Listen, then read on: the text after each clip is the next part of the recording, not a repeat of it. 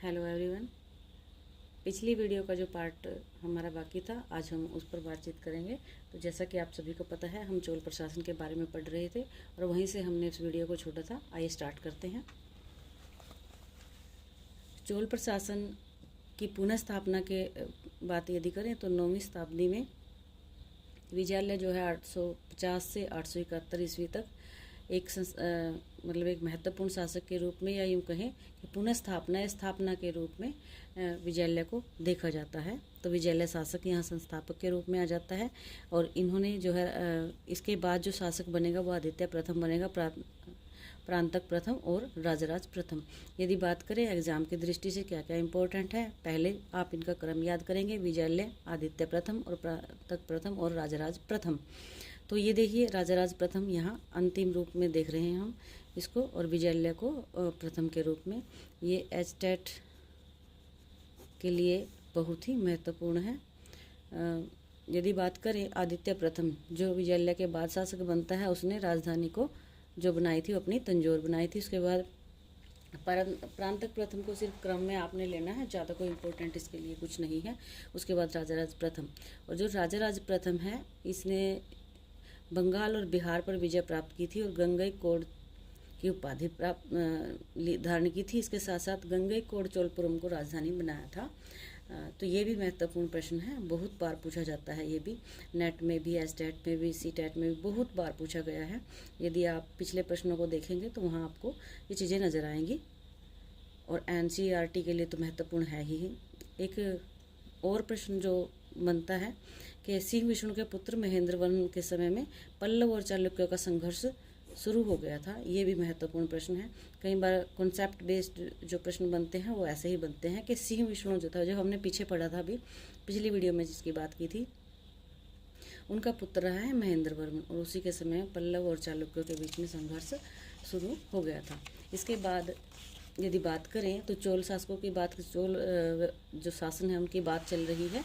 तो यदि इनकी अंत की बात करें, समाप्ति की बात करें, तो इनके साम्राज्य का जो समाप्ति की बात करते हैं तो अलाउद्दीन खिलजी का जो सेनापति है मलिक गाफुर, वो चोलों के प्रदेश पर अधिकार कर लेता है और उसके बाद यहाँ की सत्ता इनकी समाप्त हो जाती है। शासन की बात करें तो शासन के जो अनुक्रम है उसमें सम्राट का जो पद है, देखो वो तो पैतृक ही था, वंशानुगत था।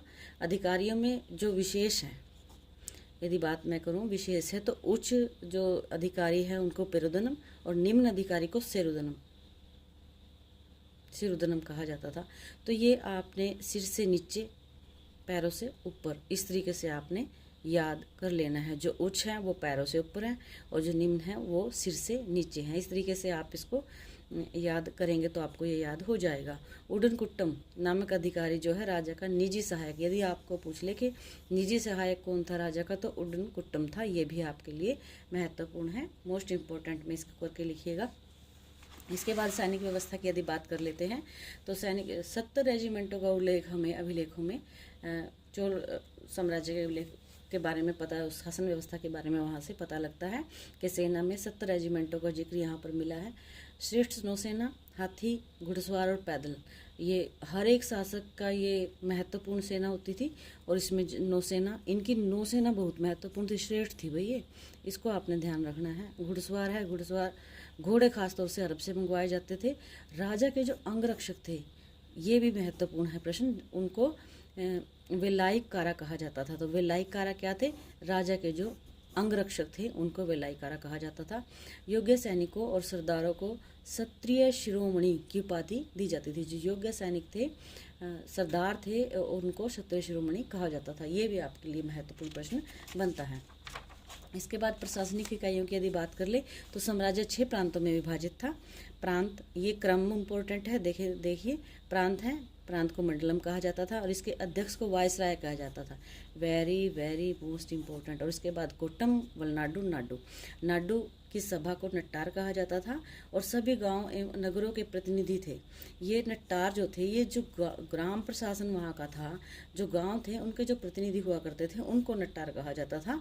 नाडु नीचे की इकाई है, कोट्टम उससे ऊपर की, वलनाडु, और उसके सबसे ऊपर जो है प्रांत या मंडल के रूप में उसको जाना जाता था। इसके अध्यक्ष को वायसराय कहा जाता था। तो ये बहुत ही महत्वपूर्ण प्रश्न बनते हैं, इनको बिल्कुल भी स्किप मत कीजिएगा। वर्तमान ग्राम पंचायत, जो आज में जो ग्राम पंचायत है वो चोल प्रशासन की देन मानी जाती है। इसके बाद देखते हैं, बस छोटा सा ही टॉपिक है ये, 5-7 मिनट का, और इसी में पूरा हो जाएगा। स्थानीय स्वशासन। तो चोलों को यदि दक्षिण भारत में यदि विशेष रूप से अगर जाना जाता है, कभी भी उनका कोई बड़ा प्रश्न बनेगा, चाहे आपके रिटन एग्जाम में हो, जैसे भी हो, तो चोल प्रशासन के बारे में ही बनेगा। स्थानीय प्रशासन इनका महत्वपूर्ण है। कभी दूसरी कभी वीडियो हुई तो उसके बारे में हम पूरे डिटेल से बात करेंगे, लेकिन आज जो आपकी बुक में दे रखा है उस पर बात करेंगे। ग्राम 2 प्रकार की सभाएं यहाँ पर कार्य करती थी। एक को उर कहा जाता था, एक को सभा कहा जाता है। उर यानी छोटी, देखिए इसमें इस तरीके से आप, मतलब मेरा कहने का मतलब है कि याद करने का तरीका, उर और सभा 2 हो गई। उर इससे छोटी लग रही है ना सभा से, जैसे लिखने में देखें तो ये सामान्य लोग हैं, छोटे हैं, और सभा बड़ी है तो विशेष लोग हैं। तो उर जो थी सामान्य लोगों की सभा थी, सामान्य लोग जिसमें थे, और सभा जो थी वो विशेष लोग थे उसमें।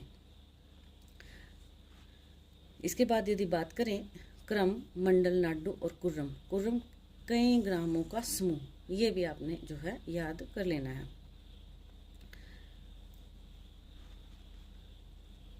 हाँ, इसमें एक मैंने मोस्ट इम्पोर्टेंट करके ये जो चीज़ जो बनाई है, ये देखना कि जल स्रोत कावेरी नदी जो है, ये प्रश्न भी पूछा गया था कि जो कावेरी नदी है, यानी कि जो चोलों के जो जल स्रोत थे वो कहाँ से थे, कावेरी नदी से। और जो कर्नाटक से तमिलनाडु तक, ये दो जो जगह है, इन दोनों के बीच में जो है ये है। तो यदि पूछ लिए इसका जो अधिकार, इसका जो क्षेत्र है वो क्या है, तो कर्नाटक से तमिलनाडु तक का क्षेत्र इसके अंतर्गत आता है। क्रम, मंडल, नाडु, कुर्रम। कुर्रम क्या था, कई ग्रामों का समूह था। साहित्य एवं कला की यदि बात करें किसकी, चोलों की, तो तमिल साहित्य का स्वर्ण काल चोल काल को कहा जाता था। ये बुक बहुत महत्वपूर्ण है, ये आपने कर लेनी है। तिरुत कंदेवर तो जैन है, ये जीवक चिंतामणि की लिखी हुई है। तोलामोली जो है वो सूलामणि की लिखी हुई है, और कंबन की है रामावतारम। तो ये कंबन की रामायण है, ये एक तरीके से रामावतारम के नाम से। तो ये आपने, ये कुछ प्रश्न थे जो इससे संबंधित थे, जो टॉपिक था आपका। और आगे की जो वीडियो है उसमें हम त्रिपक्षीय संघर्ष जो उत्तर और दक्षिण भारत में खास तौर से कन्नौज के लिए होता है, उसके बारे में बातचीत करेंगे। तब तक के लिए आप सभी का धन्यवाद।